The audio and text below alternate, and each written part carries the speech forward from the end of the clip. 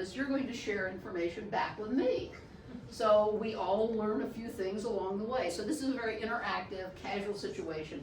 Feel free to interrupt me anytime. That does not throw me off at all. So we can have conversations and talk about whatever along the way. So if you have a question or a thought or something to share, you know, just blurt it out. So we're gonna have talks about this stuff, not just me talking. Although I don't know, you're recording all of this part. So the comedy routine beforehand. My thought about doing these programs this year was it's 2026, so it's bicentennial, or well, not bicentennial, sesquicentennial, 250.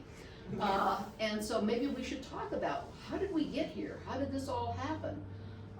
So there's a little bit of history in here. So this covers 1780 to 1830. My idea is that in August, we're gonna pick a date, and sometime in August or so about, and do another one. So we'll do another chunk of history. Now, you don't have to be here. You know, this will be interesting and give you some background on it, but there's another section of it that goes along, and then we'll just move through the time frames. And then the other one I was thinking we'd do maybe late October, early November. So we're done before the holidays. Skip the summer when everybody's coming and going and doing things. And so I'm looking at doing a 3-series here of this to talk about Centerburg and the general location and how we get to where we are now. So that's the idea. Does the last one get us to when Greg was born? Yes, I think you will. There's a might even cover when you were born. Yeah, I think close. So just in general, we'll talk about, and some of this I'll go through quickly. There's not a lot. I usually do a lot of photographs, old photographs, but there's not a lot of photographs from 17 whatever there. So we started out with the land formation of the glaciers, which is always kind of good to remind ourselves how that works. So we're right in the very early part of where the glaciers ended. So it's a little flat around here, but not like it is to the west. So that's partly what a retreating glacier looks like. Rich Hill is a moraine left by the glacier. That's why we have hills here. There is a kettle pond right behind that. If you go up Bloomfield Road, there's a kettle pond left by the glaciers. Big ball of ice melted, left a big pond that's very flat. Where is that located? Bloomfield Road. Yeah. So if you go up Bloomfield, almost a mile, not quite a mile up Bloomfield, so there's a big hill, you go up over the hill, down the hill, and 3 farms down.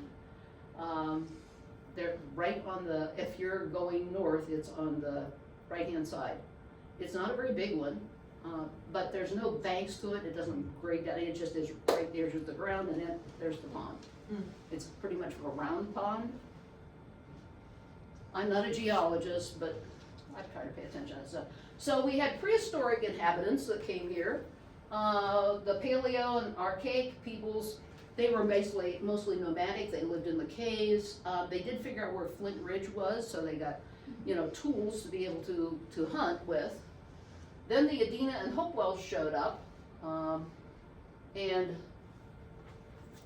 Dan, here's Locke. If you come on over here where the North Fork of the Licking River goes, so right here are some mounds, and there's a mound down there on both sides of the river. I think those are still there. The story with Richard. Rodney's here right now, he knows this. Well, I need that kind of help, sure. So that's from an 1896 plat map of Knox County. The story behind Rich Hill is related back to Hopewell people. So Rich Hill is one of the higher points around here. I think it's the 6th highest point in the state of Ohio. If you're on top of Rich Hill, and it's a nice clear day, you can see downtown Columbus. You can see the buildings. You can also see red, white, and blue. You can't hear it, but you can see it. I tested that out. I know that. But the story goes, and this is... See you guys there. I've also sled down Rich Hill. That was pretty fun too. Gertrude Jewell left us some information about she grew up in that area. And it's Gertrude Scott Jewell. And she wrote this for Alpha Club. This is kind of how I got started in the history too, with Alpha Club said, you need to do this. And Alpha Club was a women's group, and they always wanted their members to do programs. So the whole story with Rich Hill is that because it's very tall, they built a pyre, a base for fire on top of that, and they always kept it stocked with fire.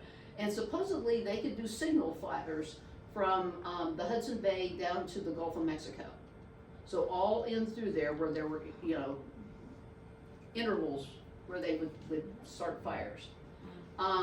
The other piece that they talk about is that when they were no longer using it, when we came along, the European folk, they found these nice cut stones up there. So those came down, and they are some of the supports or foundational stones for some of the houses in Ridge Hill, and that some of them also line the wells in Ridge Hill. So I want the history detectives to come here and tell me if that's true or not. Look at these stones and tell me. So that's kind of our connection to the Ridge Hill and the signal point. One of my memories from Ridge Hill was taking my canteen, my little canteen, and Daddy would take the other day, and when we come heading back to Bloomfield from Ridge Hill, we'd stop and fill up with this. The water. Yes. The water. There's a wonderful spring there. Yes, Pour- it was the sweetest spring water, and that was. Everybody quite a stopped treat. there and got spring water, I Yes. think. Is It it was still there? really good water. It's still there, people still stop. Really?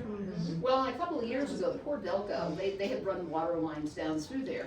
Yeah. And it lays wet because of that spring. They came there, oh, we've got a leak, and they dug up and they dug up and they looked and they couldn't figure out and they couldn't find, and they didn't find any leaks in there, but it's still wet.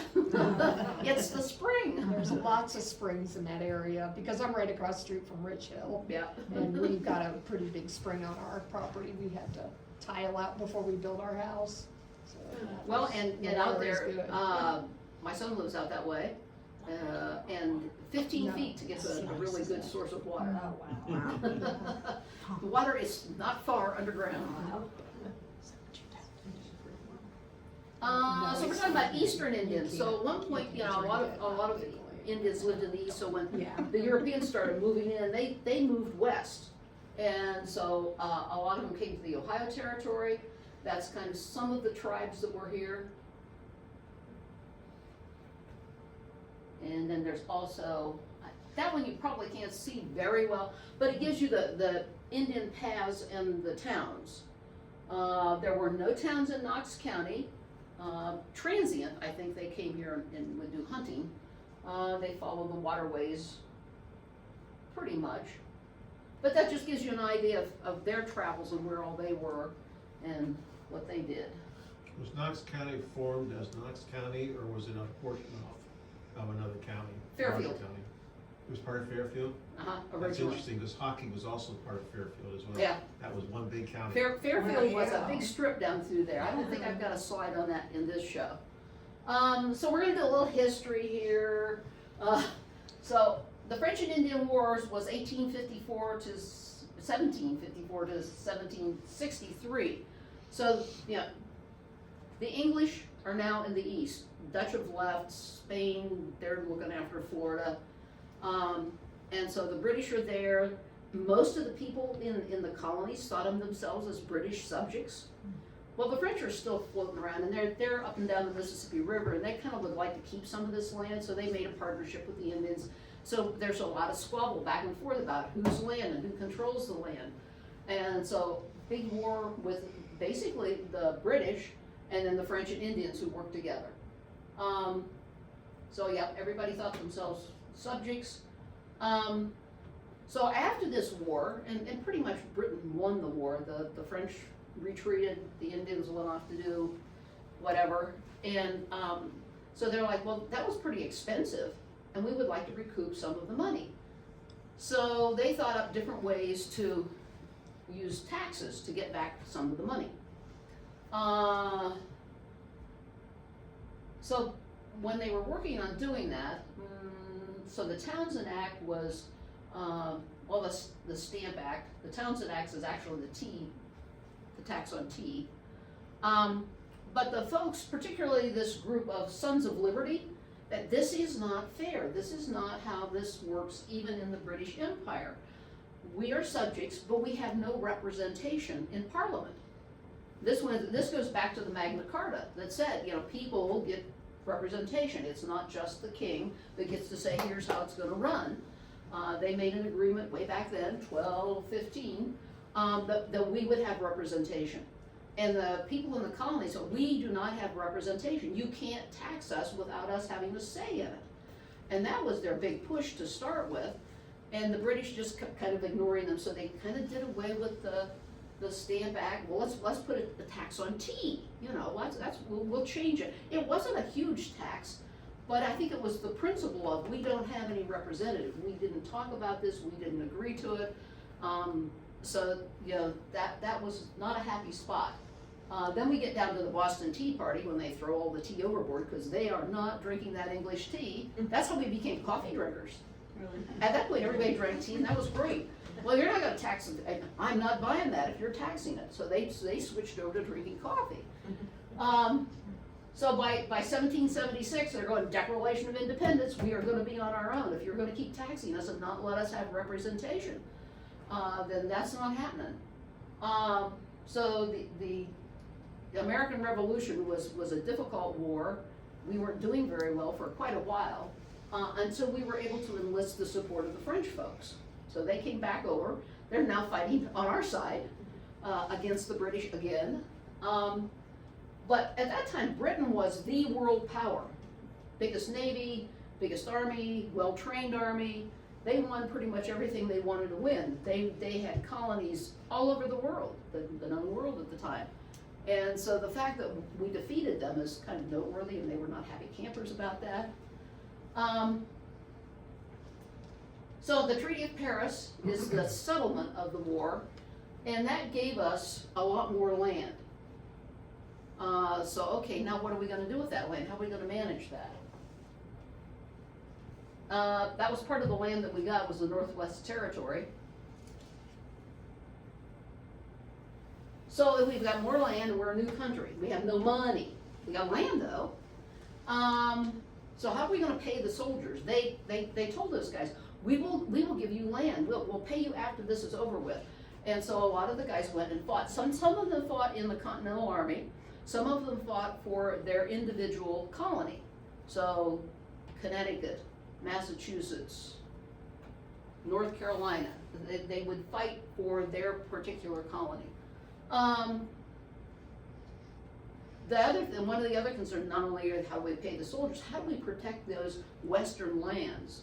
Those Indians will sneak you back in and take over our land.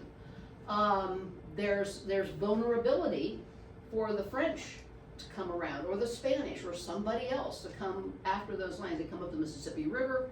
We don't know they're even out there until they're all settled in. So we have to encourage people to move west. They were also having a lot of squabbles and difficulties. Back in that period of time, when they didn't survey the land, it was meets and bounds. From the middle of the road to Gloucester, go north so many rods to the old cherry tree, then go east until you come to a big rock. That's meets and bounds. So lots of squabbles back and forth about, well, you know, that's not, when the cherry tree died and it rotted and went away. Okay, where is this? Where does it change? So meets and bounds were not working. So most of the people in the government at that time were very interested, and there were some people that were surveyors, so they were very interested in, let's have an orderly division of the land. So they put a lot of thought and work into that. You also think about, you know, they've been here for 100 years working that land. We weren't real good at renewing the land, so they were in need of better land. And at that time, rights of succession. These were large families. There might be 5 boys. The firstborn male inherited the land, and everybody else was on their own to figure out what they were going to do in life, except for usually the youngest child, whether that was a boy or a girl, that was your retirement. That child was expected to stay at home and look after mom and dad until they died. Mark's stuck. Although he gets to inherit We can see everything. the oldest and youngest. So yeah, that was another consideration of, you know, people wanted land, they were in need of some land. They also had been working and making treaties with the Indians, they got to know the Indians and how they conducted their lifestyle. Several of the Indian and the chiefs would come to Washington DC. Well, at that time, that wasn't really so much Washington DC as it was Philadelphia. But they got to understand the Indians and know how they managed their tribes and their culture. And they were very much a group that would, you know, look for consensus. Women were involved in the process. And so some of the Americans were kind of impressed with how that worked. I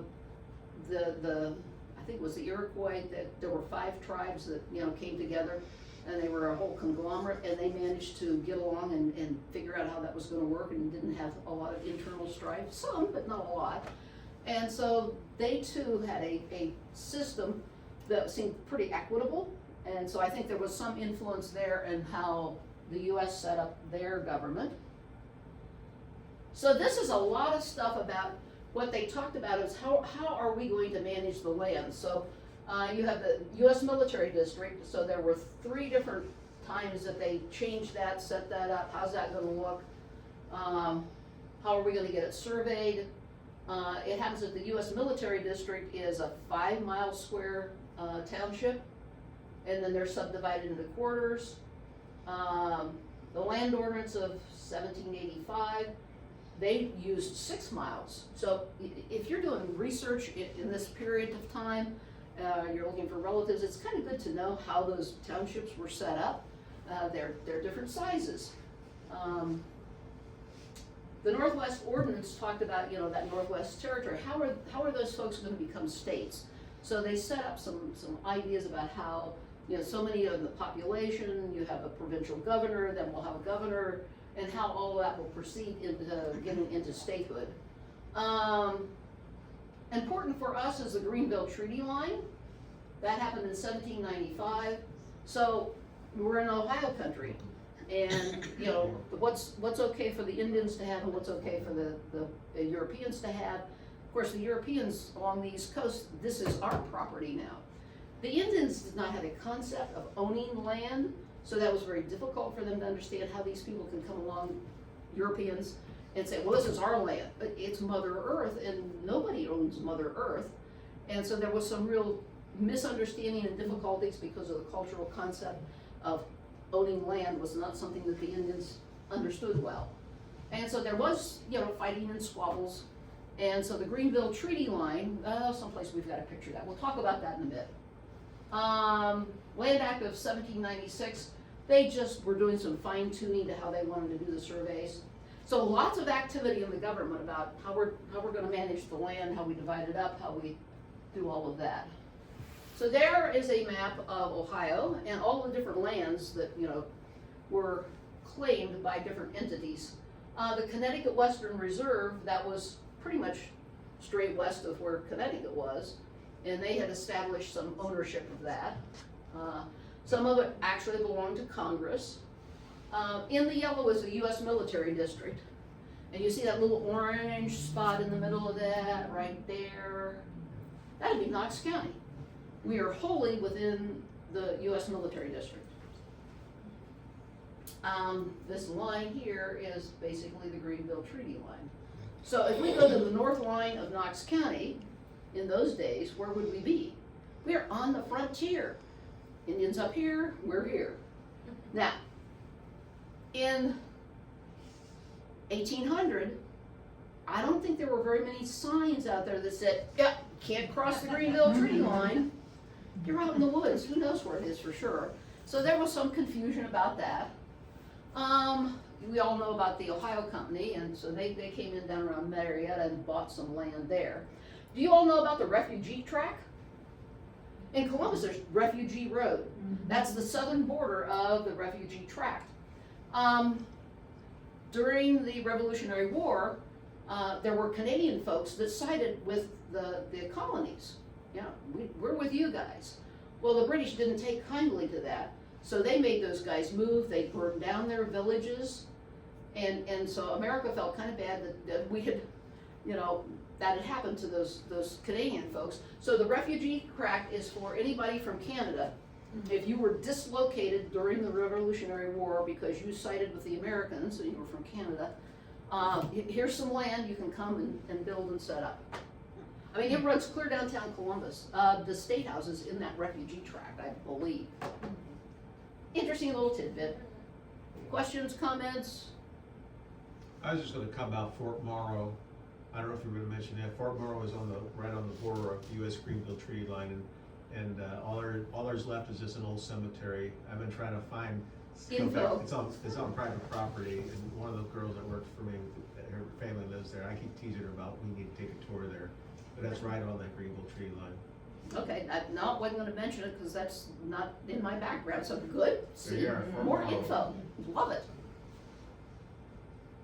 So, if you were in the Revolutionary War, and if you're a major, you got 400 acres. If you're just a regular soldier, you get 100 acres. I don't think it's Pfeiffer's got money, but I've got land, but I don't see the Pfeiffer's listed in there. But that's kind of how much, depending on your rank, you would be given. That's an actual copy of one of the land warrants. Now, they didn't say, here's your 100 acres. This is a piece of paper that says, if you present this, I believe, to the geographer of the United States, you are entitled to, whatever your rank was, 100 acres. So it was up to William Grimshaw to go out in the U.S. military district, decide where he wanted his 100 acres to be, and then you took this to the nearest land office and said, hey, here's where I want you to come and survey. My 100 acres are going to be here. The two land offices you had a choice of going to was Zanesville or Chillicothe. So now that's quite a trek. If you're here in Knox County or Morrow County or wherever, okay, this is where I want. And there was a lot of crap that went back and forth about this. All of the pieces, if you have a spot that was, pretty level, nice land, part of it was already cleared, there's a good spring there, everybody and his brother wanted that piece of property.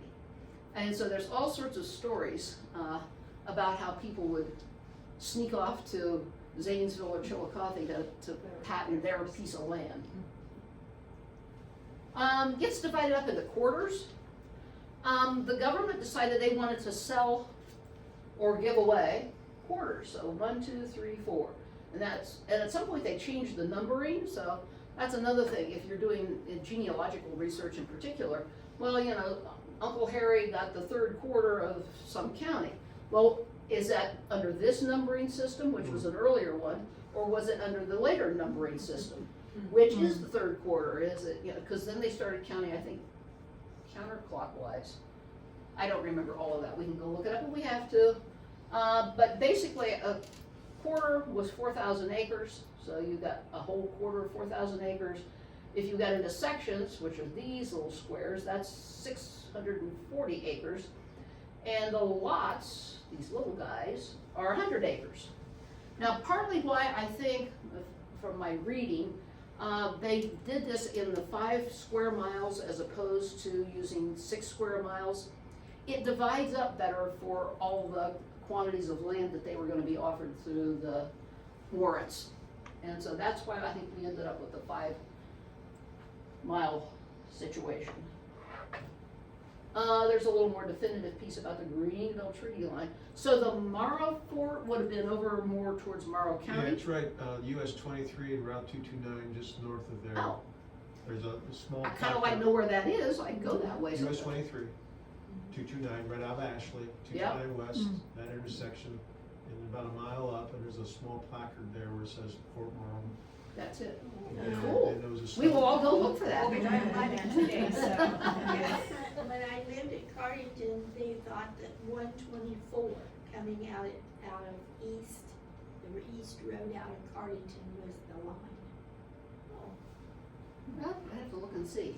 Now, although at the back of our property, there was a huge rock with 2 cottonwoods, and the way they were planted made me think like that which was probably 600 feet from 124, that might have been part of the markings. My husband moved the rock one day. Well, yeah, it was settled, it was settled in 1795, but they didn't go out and survey it and lay it out until 1797. And I think they did put down some markers, but how sturdy they were, how they stayed there, I'm pretty sure the Native Americans didn't read English at the time, so. Now, some of them did though, because some of them had been to Europe, they had lived in Europe. It's just a look at, what America looks like in 1800. Virginia is still all of Virginia. It's not any West Virginia in there. Ohio's not quite there yet, but we're beginning to look like Ohio. So that's kind of how we look then. Because I thought we needed a picture. I'm talking too much. These are some of the major wagon routes that we had. So this one, the green one, goes down here and goes down, and it goes, you have to deal with the Appalachian Mountains. You have to run those sometimes. So this would go clear down, went through, I think at Cumberland, and came back up into Kentucky, and you could get into Ohio that way.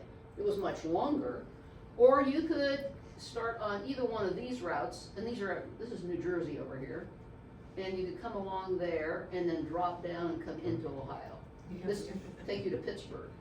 Now I was always interested in this because I have relatives from New Jersey, and I didn't remember to count up how many greats. The uncle and an aunt came, and then my direct grandpa and grandma came in 1860. But this would have been the route. They came on this route out of New Jersey. Not an easy trip. So now we're to 1803. Ohio is now state. And Virginia is still Virginia with no West Virginia yet. Massachusetts can't decide what land they own, which eventually becomes Maine, but right now that's claimed as Massachusetts land. We don't have Florida yet. Getting close to having the Louisiana Purchase. That's what Ohio looks like in 1818, a map of Ohio.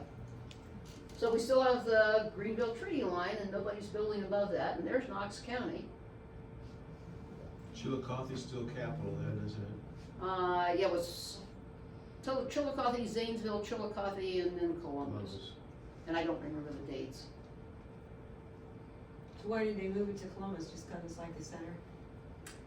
2 rivers, transportation. Because back then it was all about transportation, so the rivers were a better transportation than roads, and we weren't to railroads yet. So that was a prime spot, and yeah, it was centrally located. I think that was another piece of it. So this is what Knox County looked like in 1908 when it actually became a county. Not the shape we're used to now. And we'll talk more about how that happened. Originally in Knox County we had 4 townships. At one point this one was called Sycamore, and I don't know, they didn't like the idea of Sycamore, and so they promptly changed it to Morgan. So this is an 1847 map of Knox County. So we've got all of our townships by that time. It's a little past our 1830 date, but okay, yeah, I'm flexible.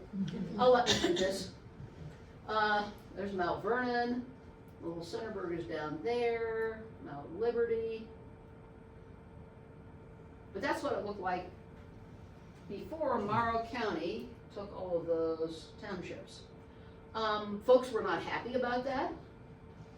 They were kind of up in arms about it, so much so that the guys right up in here just complained and wrote their congressman and went to Columbus to visit, I believe, So some of this got left in Knox County, that little tip that we have, it's actually bigger than what that is right there. It extends out a little bit further, because those guys were not going to be part of Morrow County. Why did Morrow County want that? The state legislator folks thought that these counties, Knox and Delaware and Marion and Richland, were too big. So we're gonna make another, we're just gonna up and make a different, county.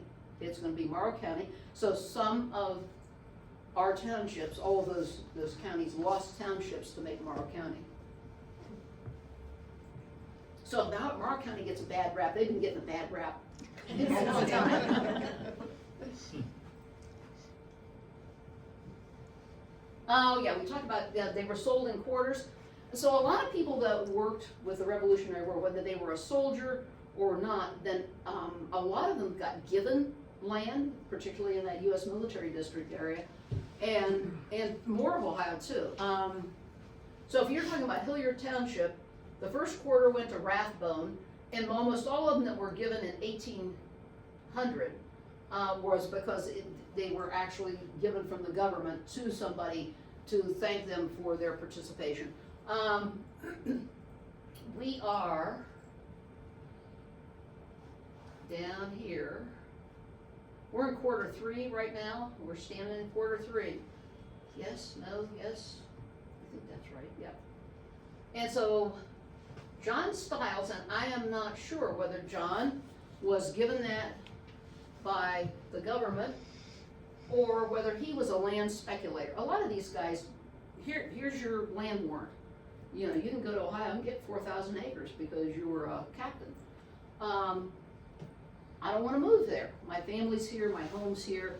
And so they would sell that to speculators who then would show up in Zanesville or Chillicothe and say, well, I got land for sale. I can sell you this warrant, and then you can go pick out whatever land you want. So there was a lot of that went on. And were they truthful people? I mean, if they said, we No. have land in No, not any better than it is today. Somebody's trying to scam somebody all the Exactly. time, or get ahead, or not be particularly truthful. That happened.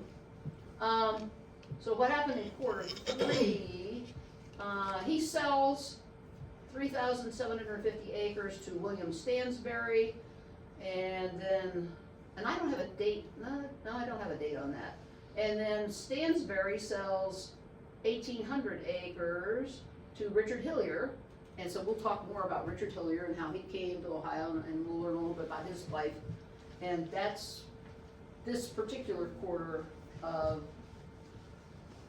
Knox County. This would be Rich Hill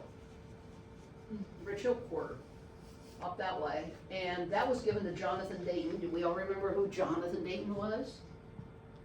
He was the youngest signer of the Declaration of Independence. I forget how old he was at the time. He never came here to Ohio. Not only did he get this land, this 4,000 acres here, but he got, like 20,000 acres down around the Dayton area. That's why we got the name Dayton down there, because he owned a lot of that property. Sold it to other people. He was never here though. What colony was he from? I think Pennsylvania, but I don't hold me to that one. May have been Connecticut. I'd have to go do more research. See, I like doing these because you all prompt me to do research when I'm doing these. Well, I'm sure I know that. I should look that up. I wasn't real clear on all the quarter stuff, so I did a little bit more work reading on quarters and how that all worked. So the second quarter up here that was Jonathan Dayton's, when he died in, do I have it up there? Yeah, 1824, Jonathan Dayton died. So from his estate, they were selling off a lot of the land. So 4,000 acres, that whole quarter, got bought by Christian Reinhardt. And Christian Reinhardt is my direct relative. He was in Clinton Township, and they had 6 boys, and he wanted to procure land for his kids. And so when this came up, and the family story goes that when Christian bought this, he got the actual deed signed by John Adams to Jonathan Dayton, and it was on a sheepskin. Mhm. And now, I don't know who, somebody in Fredericktown has that. It was the last I knew where it was. Said Coon Fair is connected to this bunch. The Updikes in Fredericktown, so lots of us folk around that were related back to Christian.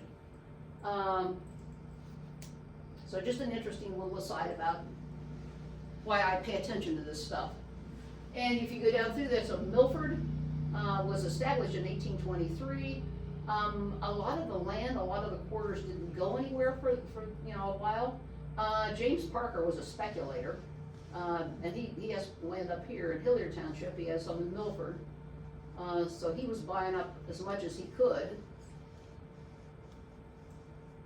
I would guess from this that sometimes the government didn't release the land for sale, so they held on to it for a while. They want it for some reason.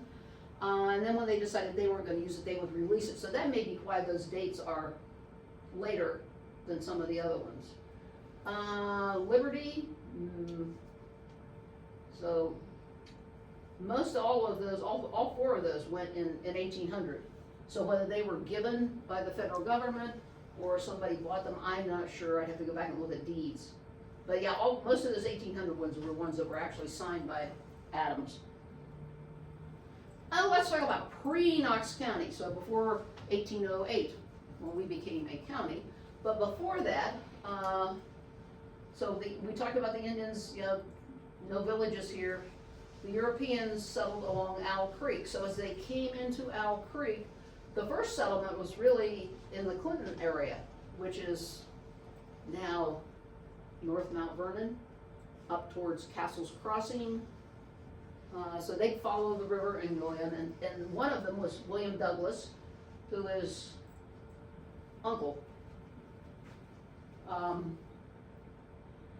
So he came in 1804, and he settled 1 mile south of what would be Castle's Farm. Do we know where Castle's Farm is? There's a railroad crossing as you're going up to Fredericktown. 13, on 13. Yeah, and then just on the other side of that, on the north side, would be Castle's Farm. And it's on both sides of the road, runs clear over to the river. So a year later, James Loveridge, who was married to William Douglas's sister, or wife, they were sisters, they came out, and then eventually one of the other sisters was married to Christian Reinhardt, one of the Douglas girls, Phoebe, and so then they came here, and they came in 1816. Why in the world they left New Jersey in November is beyond me.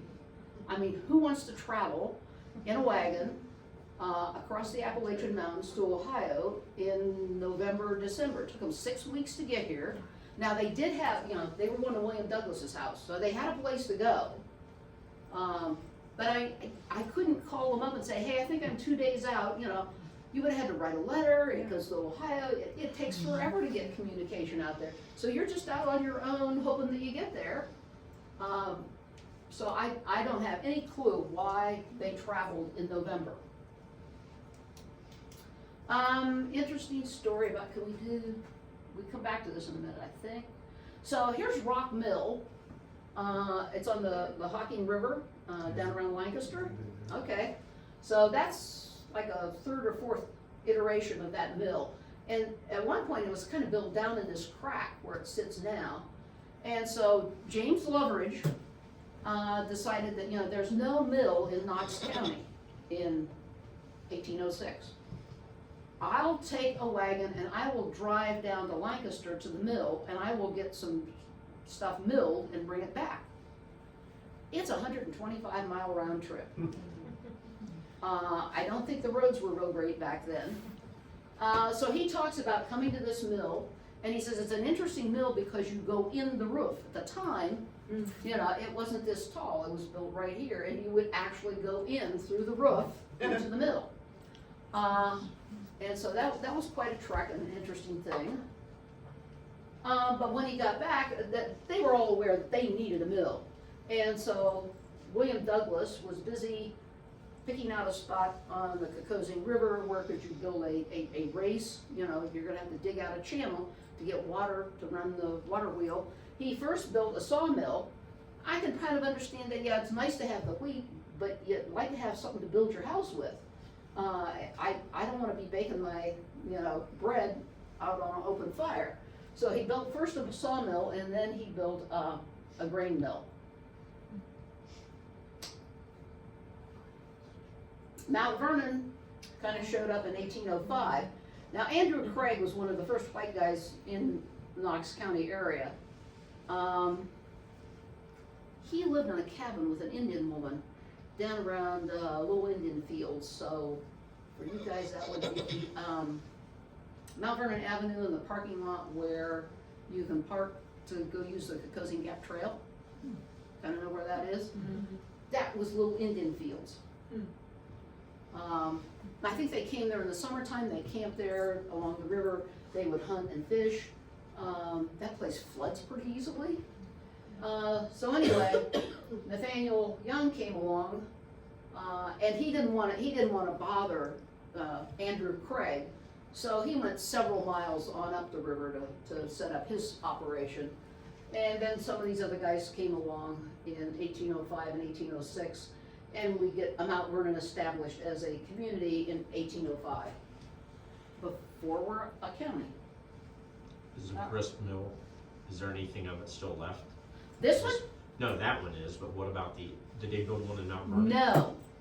Now, Okay. the one in Mount Vernon, I always was gonna try to get a hold of the guy that owned the property and say, hey, can we go walk out there and try to figure out where this is? Well, I got busy doing things and I didn't, and he died.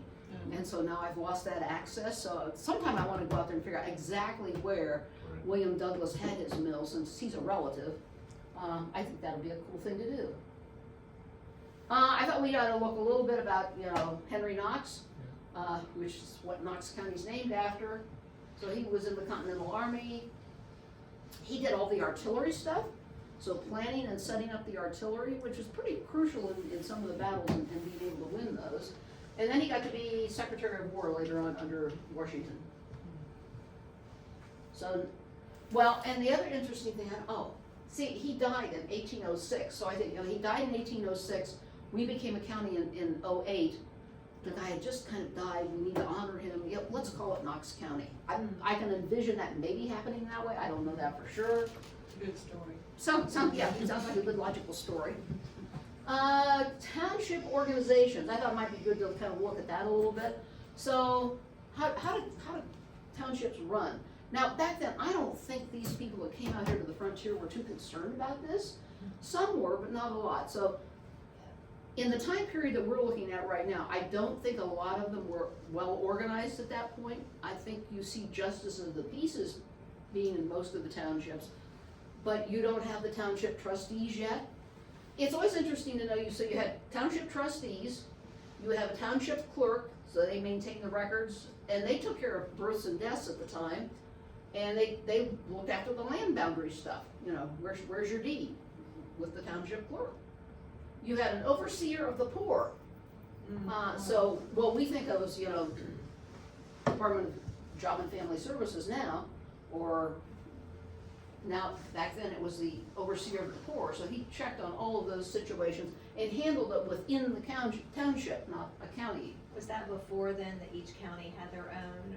Yes. Or, okay, yeah. I just went to the Wood County Museum recently, so Ah. I saw all about that. Yeah. This person would go out and, you know, somebody would say, hey, you better go check on the Smith family, they're not doing real well, and they've got 5 kids, and so he'd go out and visit and what needed to be done and try to figure out how to help the family. So that was their job. If something happened to mom and dad and you had orphan children, then okay, he was in charge of figuring out how to deal with the orphan children. Supervisor of highways. Now, we're all talking about doing away with property tax. Now, property tax frequently pays for your upkeep of your roads. Back then, we didn't bother with property tax, but what we had was a Corvée? There was a Corvée system. Now, I don't know, do we all wanna go back to the Corvée system? that meant that the road supervisor would come to your road, well, there's a bunch of potholes and this needs graded. So he'd go talk to all the guys on the road and say, I'll be out next Tuesday and we're gonna grade the road. Be ready to help me do it. And so if you lived on the road, you were expected to help keep up the road. And you had a supervisor to help manage that. And then you had a constable. He was law enforcement. And we have a justice of the peace, which we'll talk about in another slide. So now we're finally down to talking about Hilliar Township more. That's where we're located, down in the corner. I worked in Mount Vernon for many years, and people, well, are you in Knox County? Yeah, that's like Knox County. Because we're really down here in the corner, but we didn't used to be in the corner because, you know, all of these used to be Knox County Townships. That's why it's squared off there. Yeah. Got it. The first arrivals to come to the Knox County area was Dr. Richard Hilliar. He bought that 1,800 acres from Stansbury in the third quarter, and in 1805. By 1806, he was building, and this was unusual, we've got a picture of it, we'll look at it here in a little bit.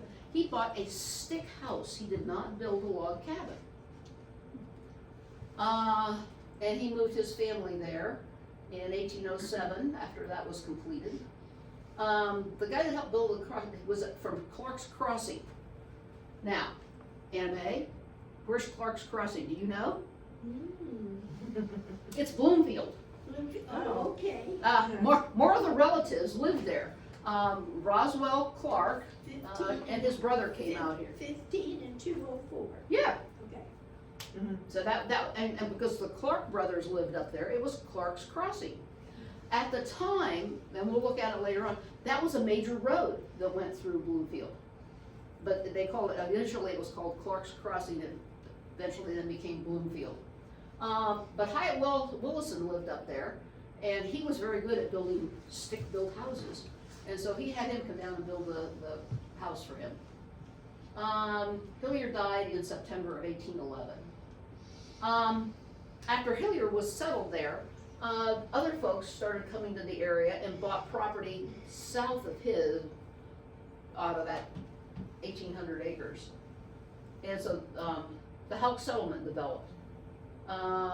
So Joseph Jennings, Joseph Kerr, Hintons are still around here, Henry Matthews, and then the Helk brothers finally came, and after they were here for a while, their father came too. He was a blacksmith, so they needed him out here.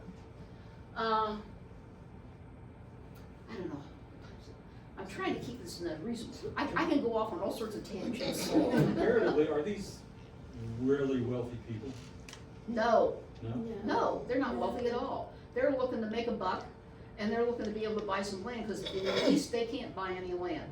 There is no land for sale, and they don't have that much money. It was $1 an acre to buy land back then. Some of them came because either they went to a land speculator and got the warrants. In the case of the Douglas kids, now I don't know, I don't think that they actually used their dad. Their dad was Aaron Douglas, and he was a captain. So he got, quite a bit of land. Most of his land, I think, ended up, it was Fairfield County, but I've never researched it or found out exactly where, and at the time, in Fairfield County, could have been Knox County, because we were originally Fairfield County before we became Knox. So I'm not sure. They may have used his land warrants to be able to come out here. So he had 3 of his kids come here. You mentioned, you used the term speculation, speculators several times, and I just, not to take anything from the founding fathers, but I read something a couple months ago that, all the reasons to be independent and so on, but they had a lot of money, Washington, at stake, because they had speculation to the western, so they had a lot of money on the line. It's not a lot different than where we are today. It was just interesting. I've never heard that, never thought about that. Well, if you think about that, the folks that did have money, you know, how could this benefit them? Who knows? So where's Dr. Hilliar buried, do we know? Is he here? There's a story about Dr. Hilliar. How do we do this? So,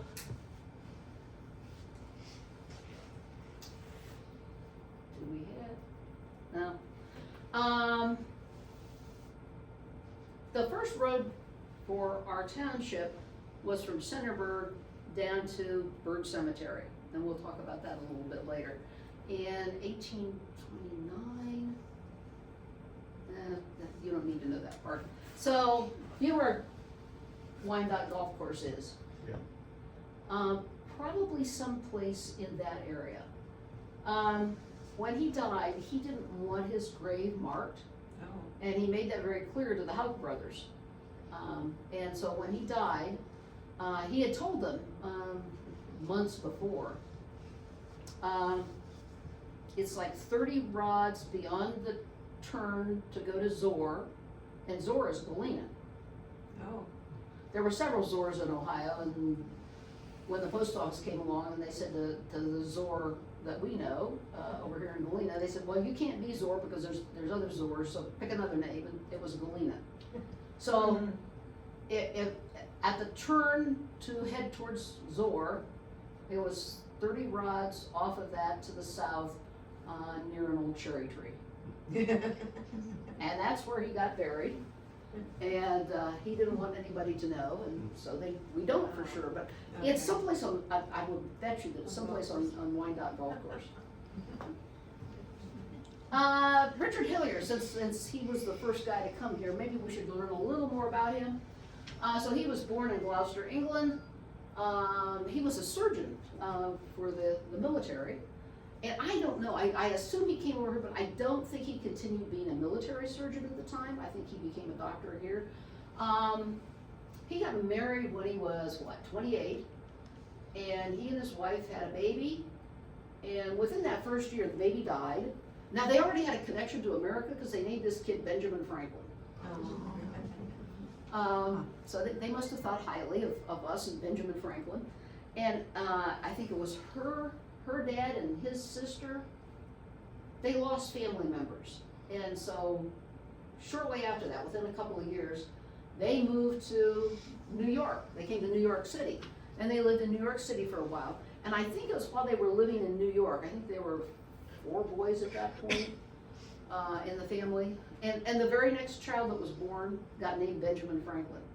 They were really stuck on that. But I'm guessing he had consumption. That is the old term for tuberculosis. And living in the city, I can see that. And so they moved to Westchester, and then sometime after 1804, not too much after that, they moved to Zanesville, Ohio. So New York City, even in that time period, must have been, a luxury compared to Zanesville, Ohio. I mean, one of the descriptions of Zanesville back then was, it was a small crossroads with about 6 log cabins and 1 house. That was it. And river. So he came out there and, and a river. That's always good to get around. He bought the land, he had the house built, we've already talked about that. He moved the family there by traveling through the woods. His house, well, let's finish. So he died in 1811, which we've already talked about that, and the family then went back to Zanesville. Anna remarried, and 3 of the boys remained here in Central Ohio, and the other kids went. One went back to England, one went to the East Coast somewhere. So there is the house. It is no longer in existence, but this is a picture of it, probably 90s. John Ely took the picture. It would have stood at the end of the runway for our airport. You go out to Dill Road, here's the runway, clear run down there, kind of behind where Ann Cordell logs, where her house is. So that's where his house was. And that's a stick house you're calling. That's a stick house. Yeah. As opposed to the logs, you pile up the logs and, like Lincoln logs. That's a log house, but this, you can very clearly see, it's, There's the Yeah. stick supports for the house, and upstairs and a downstairs. The same guy must have built, the little, it turned out being, a church and also a school out the Hout Cemetery. It was there for a while, and it looked very similar to this. John took pictures of it too, and he thinks it's the same person built it. I talked to the trustees at the time and said, hey, this has some historic significance, maybe we should keep it. Nah, we don't have money to bother with that, and it's gone. Likewise, I tried to talk him into saving the church at Rich Hill Cemetery, it's gone. I have not been successful. My dad, Lloyd Higgins, started school at the little school there at Hout That's Cemetery. awesome. Walked from the house up. His mother could watch him walk up from. Yep. A lot of the townships, when they started out, they weren't the size that they were now. It was kind of on how many people were there. It took a certain number of people to create a township, and people wanted to vote and be represented. So I think Knox County, as did Liberty, started off in a larger form, beyond that 5 mile square, because we could get more people into it then. And as the population grew and the next door township, got itself settled, then we got back into then the 5 mile square townships. So again, when you're doing research, it's good to know that. They're in Knox County, Hilliar Township. Well, if it's before 1823, some of them, that was as far over as Milford. So knowing that when you go to the county records to look is a good thing. Do you know why they changed the spelling of the Hilliar name? Dr. Hilliar always spelled his ER. The township was established he died in 1811. The township was established in 1818. At that point in time, spelling was not a real important thing to folks, and they spelled it AR.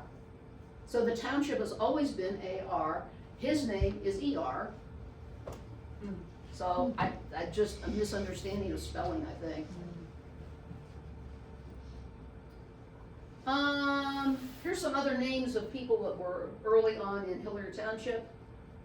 So we talked about the Jenningses, the Matthews. Jenningses lived near Milford. Well, yes, they have kids and they start spreading out. Yeah. The Jennings sisters. An interesting tale about the Jennings kids. They were all large children, and so they had teased that they were gonna take them to the feed mill to weigh them. Oh. So. And this would have been, Pearl, what's the time frame? Pearl Jennings White lived in the house across from the post office that burned. Let's see, Pearl and Winford White. So they would have been in the Yeah. 30s or 40s? Yeah, it must have been, What yeah. we're talking about? Well, they all graduated from Centerburg, and my grandmother was the oldest. Arizona May Jennings Higgins married Otis Higgins, and then there was Lawrence that had the cream station in 23 on Main Street in Centerburg. He had 2 cream stations, one in Centerburg and one in Borrego. And then Pearl was the youngest. So they woke the guy up at midnight for a graduation party and took the Jennings kids to the feed mill to weigh them. Oh. And now They were bullied back then. Lawrence weighed 410 pounds and rode a large Harley Davidson motorcycle through Oh. Centerburg. Wow. They were well-fed children. And the 2 girls split the difference.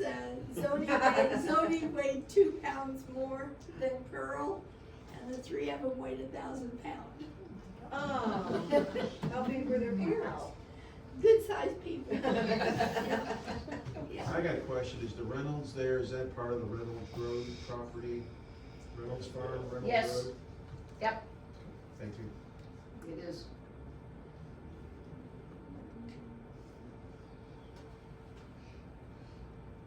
I thought it was good to talk about the different settlements and get some dates there when they showed up.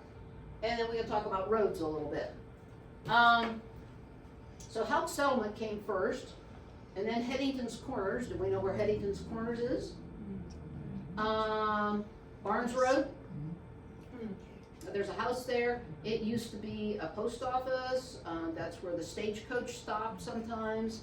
Big squabbles back and forth about who had the contract for delivering the mail with the stagecoach before we dealt with trains. Centerburg got started about 1830.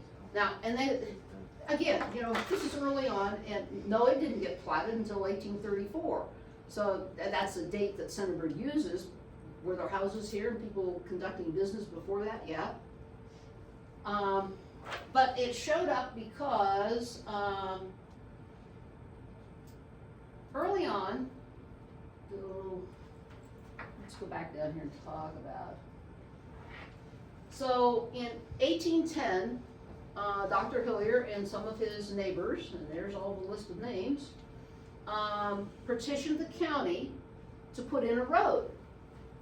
In that same year, the people down around Liberty Township had petitioned the commissioners for a road, and so from Bird Cemetery, if you all know where Bird Cemetery is on the way to Mount Vernon, for a road into Mount Vernon. Well, basically, it was a road to Douglas's Mill, is what they wanted. And this is the one, I think it actually says, maybe it isn't, there's another one. It actually says from Dr. Hilliar's farm to Douglas's Mill. That's the way they term it. So they asked for that to be put in, and the township, or the commissioner said, no, we're not doing that. So this was, the first request was, I think, in April, and this one was later on that same year. So they put in a second request, they got a few more signatures, and so they did another request.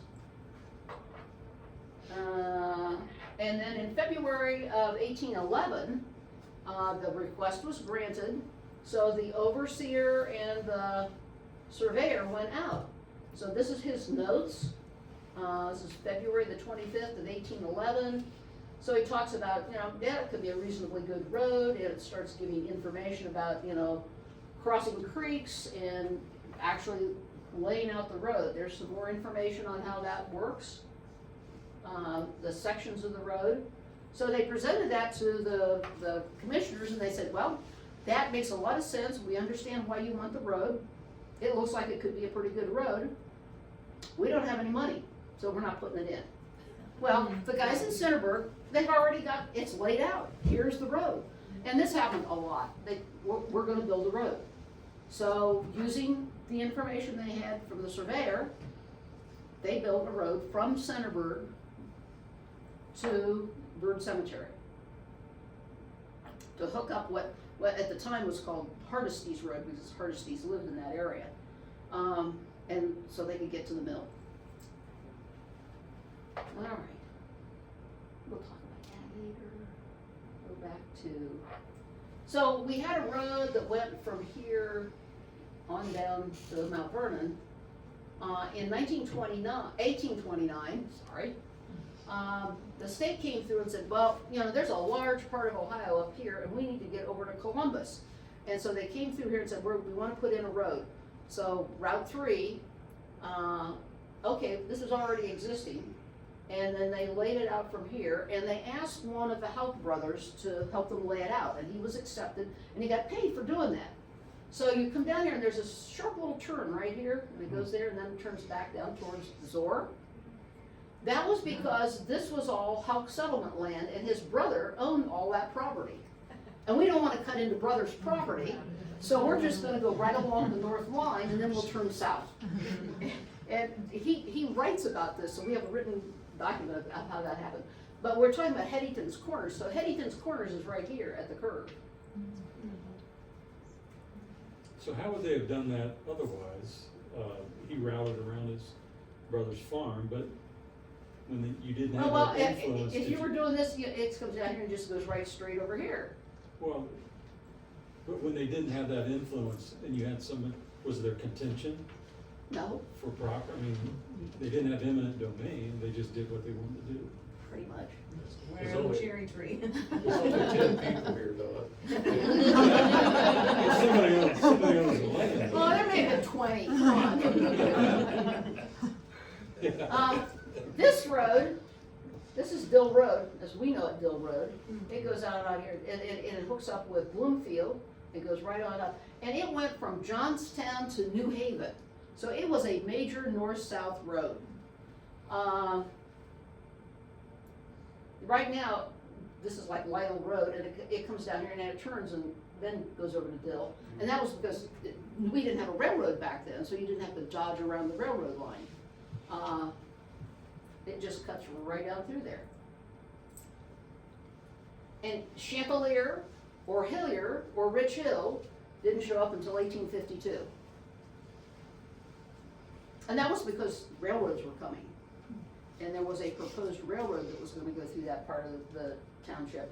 And so they, yep, we're gonna build a town. So they got busy and put in houses and mills and all sorts of things. So we talked about the roads and the requests. Something we need to talk a little bit about is, before 1812, the War of 1812, and we fought that against the Indians, so we didn't have as much problems with Indians. But when a lot of these people were first here, before 1812, there were Indians about in northern Knox County into Richland County. There were some folks that, they got killed, took scalps. Calpins were the family, I think, one of the families that got killed. So there were concerns about Indians. And so for the Centerburg folks, the nearest place for safety was the perfect blockhouse. So we all know where Condit is, and we know where South Condit is. South. There was a family there with the name of Perfect. There's Perfect Schoolhouse and Perfect Road, and now we have preservation parks, the perfect, what do they call it? Perfect preservation? Perfect Creek Park. So they donated 400 acres, 478 acres to that. But anyway, the Perfects had 5 sons, and they built a fairly sturdy cabin. This is pretty well squared up logs. We didn't just take the top and bottom off of them and stack them. They are squared up. We have an upstairs and a window that we can shoot out of. That is not the cabin, but it's close to what they would have had. I had to give you a picture to look at. So they would go over to the Perfect blockhouse. I don't have any stories about they actually went there, but they were aware of it. They knew where to go if they needed to. So important to know that they were actually, all planning, because Perfects were much closer than if you went east, I think you were well into Milford Township or almost to Mount Liberty before there was anything else. So somebody at one time said, I want to know more about businesses, so let's think about what businesses back then would have been like. So roads and travel. Gloria, I have a question. Sure. You said South Condit was where the Perfects were? Mm-hmm. Well, South Condit is on the opposite side of Route 3 where that park is. Well, it goes between Route 3 and whatever, old Route 3, I think is where the park. And South Park is, South Condit is on the, It's really North Condit? yes. What you're talking about is North Condit. There was Condit, North Condit, Condit Station, and then South Condit. Okay, I knew there were 3 of them. Okay? So South Condit would be on the, where the church is. Okay, And that is not where that park is. no, it's, on Route okay, so I should be saying North Condit. That's what I'm thinking. Yeah, okay, that makes sense. Too many comments. Yeah, really. That's the only thing I scripted tonight, I'm good. The Condit area. The northern part of the metropolis. that side of the road. That's the new park they just donated, right? But Yeah. that wasn't perfect, not all that's perfect, that was, what was that idiot's name? Well, you lived over there, who was it? His son said right over there. I sued him. So we talked about the state road got established in 1829, so we have people coming through here. That's when the Howe brothers said, hey, look at that, there's a state road. We need to have Centerburg laid out here. So they owned the property, and then they went together to kind of set up Centerburg. But there was a stagecoach business. The horses stopped, the stagecoach stopped about every 15 miles. So Columbus, Glendon Woods, which is Westerville, Sunbury, Centerburg, Mount Vernon. Did Mount Liberty have a stagecoach stop?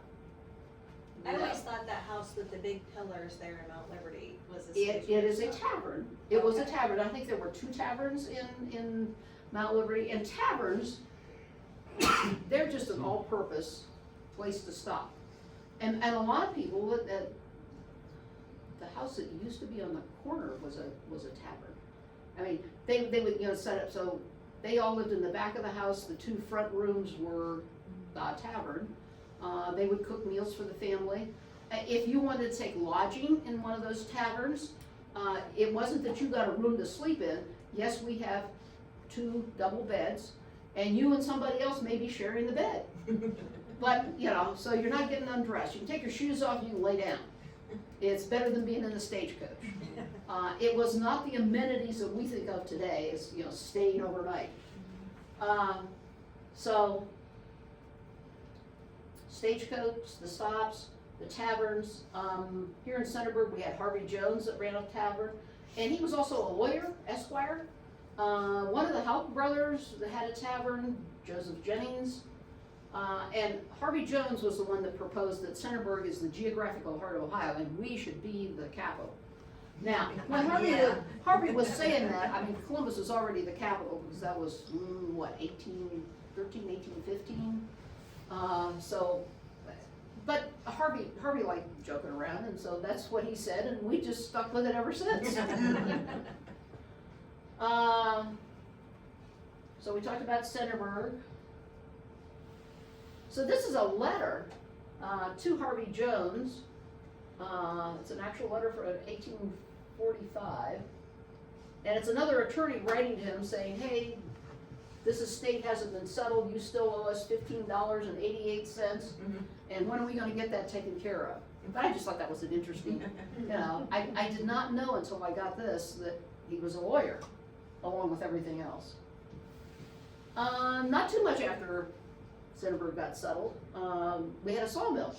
So you know where the park is now, 314 and 3. It's lowland, there's water that comes down through there. So the mill pond, what used to be the state park, so where you have that little turnaround there, on up to where I have my history tent when I did the farm festival, that was the mill pond. And it was there still in the 1930s.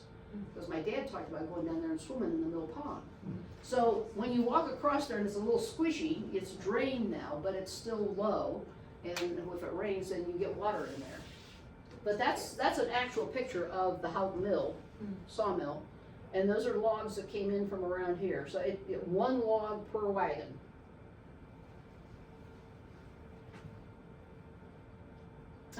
Justice of the Peace. They did a lot of stuff. So sometimes if you didn't have a township trustee to run things, there was a justice of the peace to handle stuff and report back to the county seat about what was going on. So civil disputes, they could do marriages, and they were notarizing things. So they were handy to have around. And so here's the list of early justices of the peaces that we had here in Hilliar Township.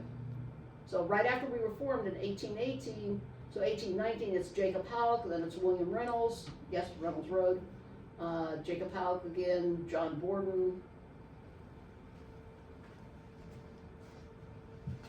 Now, we're up to Hilliard. Got 15 minutes. I'm trying to keep this to an hour and a half. Does that sound good to you guys? Yeah. Yes, sir? I just wanna clarify one thing.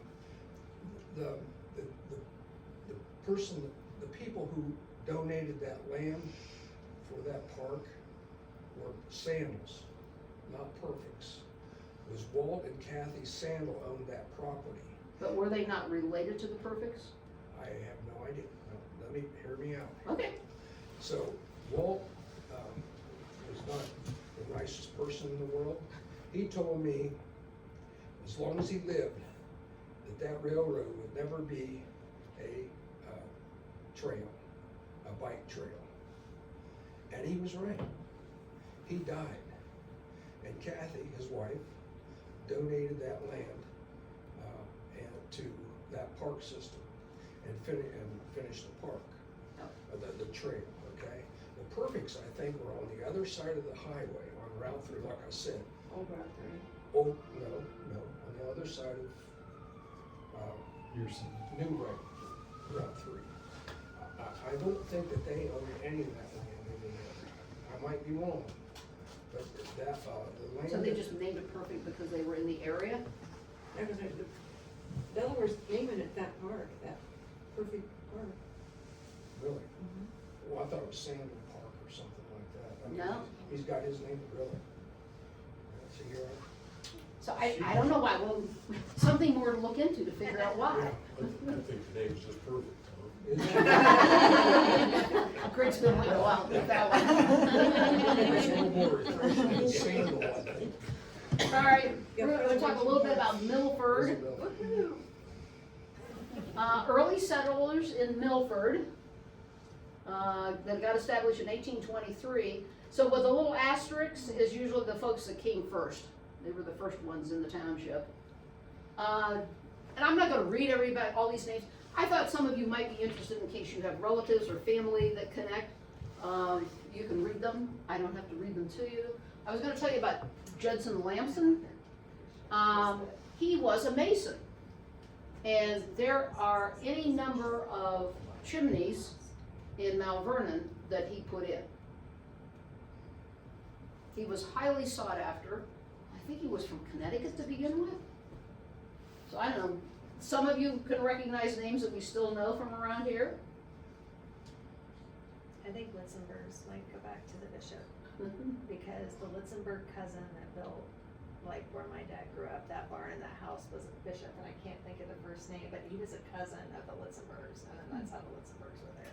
That's how a lot of these places got populated.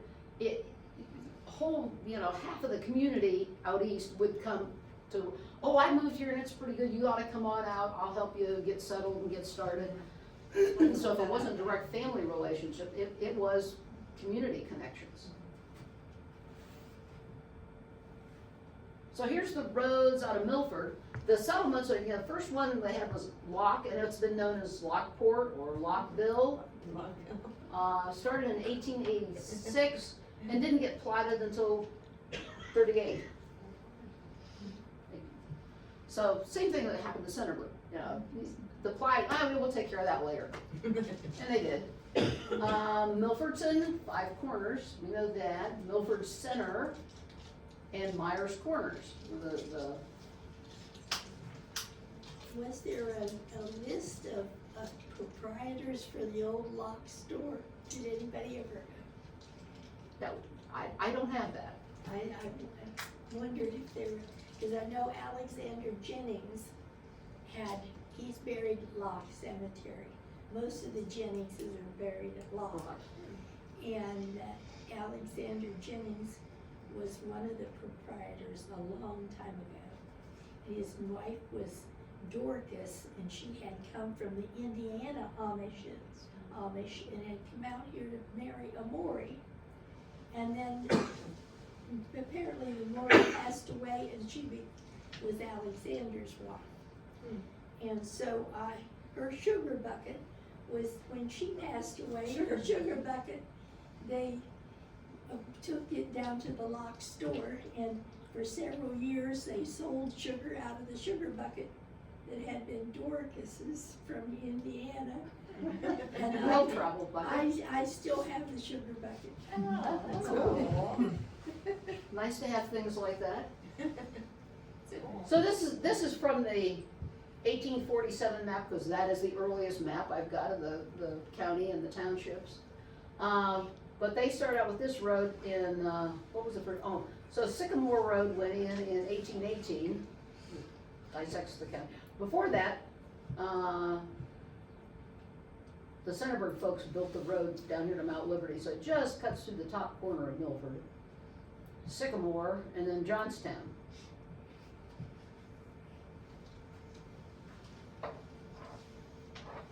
And here's another, this is their petition to the, no, it's not their petition, it is the actual survey of the road. So, and this is what it looked like, it wasn't the nice legal stuff that we expect out of the county. It's on different sized pieces of paper, it's handwritten, and here's the diagram of where the road's gonna run and how it's gonna run. And sometimes they'll do a little piece, bridge here, something else on there. But those are interesting to look at. The whole set of them, you can find them at the county offices, but there's also a set of them at the Knox County Historical Society. Liberty Township, early settlers,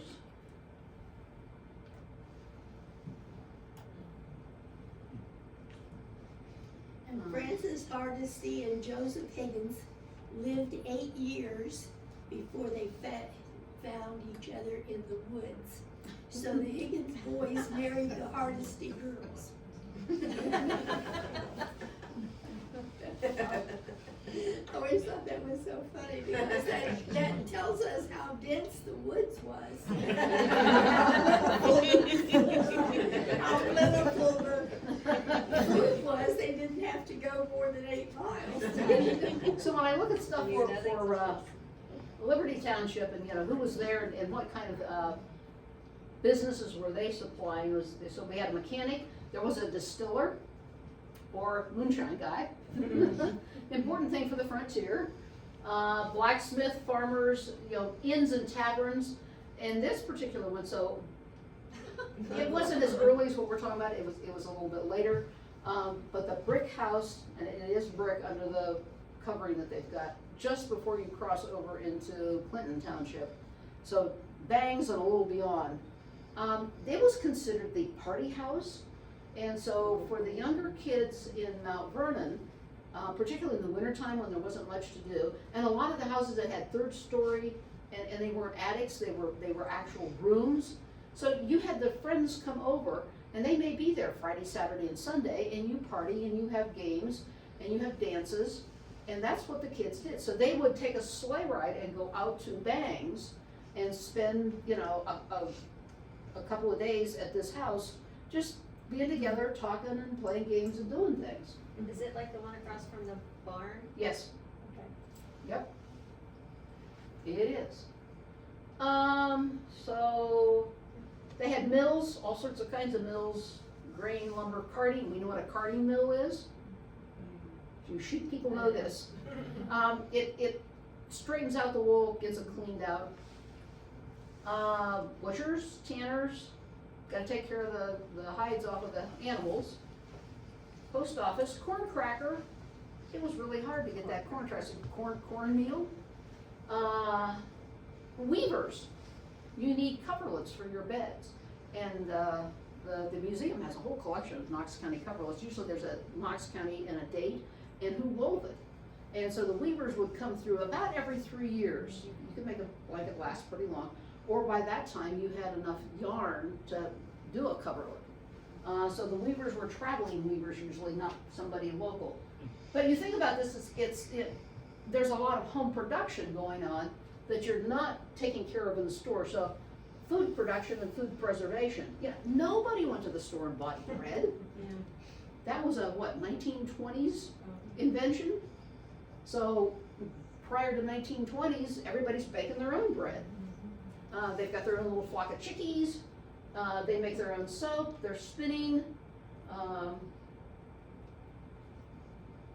You have to think about doctoring. There's no doctors out here. So usually the wife was expected to know a lot of basic nursing stuff, and what plants are medicinal and can you use for stopping bleeding or dealing with infections. So they got to do nursing stuff. I don't know who's doing the vet work, somebody, but there's no vets out here. So they're all busy doing their own stuff. This would have been probably in the 1940s, I think, but I remember Betty Dove, Richard always saying, I remember these big rugs. They would keep their clothes or gather rags and stuff like that. Right, And they would rugs. send them off somewhere, and then a big rug would arrive 8 months later or 8 months something like later, that. yeah. Well, and we've got Annabelle Myers. Oh, yeah. She does rag rugs now, so you can go to the Old Time Farming Festival and buy yourself a rag rug. And they last a long time. I've got a couple that, I don't know, they've been around a long time. All right. Mount Liberty. So Mount Liberty was in 1835. Wolf Settlement, and I do not know where Wolf Settlement was. I read about it. There was a Wolf Settlement. Now, the Wolves lived not around in here somewhere. So I'm assuming that was where it was. And then we have Bangs that didn't show up until 1873. And Bangs is, what's the guy, was he the post office guy? It's somebody that was in the federal government. That's why the name Bangs. I think it showed up in 1873 because the railroad went through it that year. So that makes sense to me. And Joseph Higgins is buried on top of the hill that bangs, and the DAR put a large plaque on his.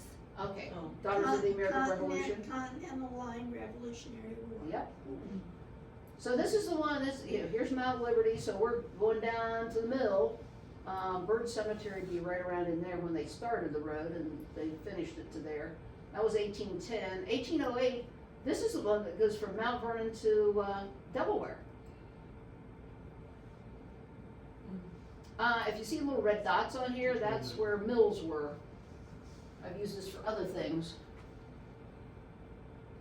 This is the request. I thought it was interesting. This is a request for Tucker Road, and it is 1824. But on this map from 1847, there's no Tucker Road. So how accurate this stuff is, you never know. I'm going, there should be a Tucker Road on here, about right in there. There's not. I can't answer that one, other than there's a petition that they sent to the county commissioners requesting that road. Yep, Higgins are on there, because they want the road to go up past Higgins' property. And we're gonna talk about our lost townships just a little bit, and then wrap this up. So yeah, these are the ones that we lost pieces of all of these counties to make Morrow County in 1848. So for 40 years, you know, these people, Franklin, Chester, and Bloomfield, were all part of Knox County. And that's how we got to be the lone toe of the boot down here. Another picture of that map. We've seen that before. And just a real quick look at, you know, Chester Township was the first one to be established in 1812. It's the one that would be in the middle. Chesterville. We talked about that north-south road that, you know, went through Centerburg. Lytle Road, Dill Road, and here it is on up into Chesterville. The first towns they had, and I don't know where all of these towns are. Center Corner, Grove, Jamestown, and Chesterville. I know where Chesterville is, but I don't know where those others were. And they don't show up on this map. So they were, well, they should, I would think, but they don't. So I don't know where those were. I'd have to talk to somebody in that township and find out. I call it Grove Cemetery. What's that nice cemetery right outside of Chesterfield? Oh, there is a nice one. I don't know. 95. A lot of people from here were buried in Bloomfield, because they had Mhm. connections up that way.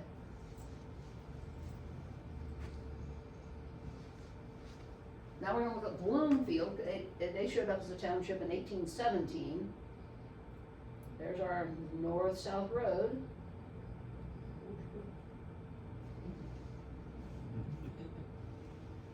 So that would be Sparta. They don't say much of Bloomfield or Clark's Crossing. I don't know where Rome is. Anybody know where Rome was? I don't know. Between, I think between Bloomfield and Moringa somewhere. Okay.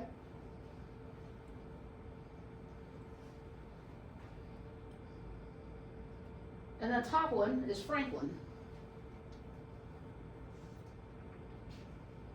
They had a Revolutionary War guy came there and settled in, and the only community they have is Pulaskiville. Down there.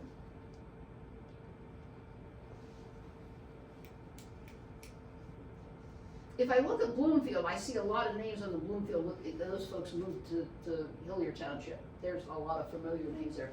When I look at this bunch, it's like, I don't know many of these last names. They're not familiar to me.